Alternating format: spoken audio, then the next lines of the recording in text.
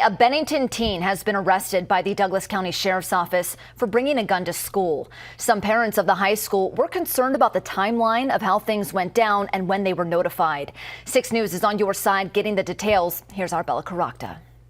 A student in the Bennington High School's parking lot allegedly had a gun and threatened other students Tuesday. It wasn't until Wednesday evening parents with kids at Bennington High learned what happened. This email sent to them from Principal Greg Lamberty reads in part, "The incident was quickly resolved and no one was injured. Students immediately reported it to school administrators by using the Safe to Help tip line. We learned, though, it wasn't immediately reported, according to the school district superintendent, and that's one of the reasons parents weren't informed earlier." The Safe to Help tip came to us Wednesday.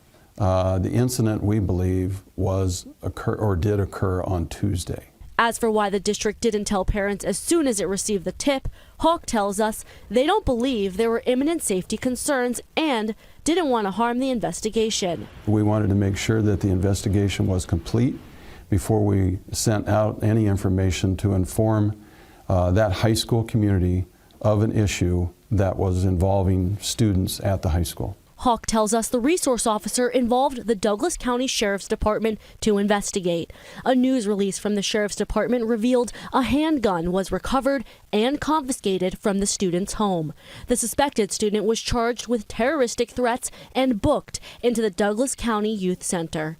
On your side, in Bennington, Bella Caracta, 6 News. And according to that superintendent, it was one tip that launched the investigation and arrest. And he said that's all it takes, just one tip.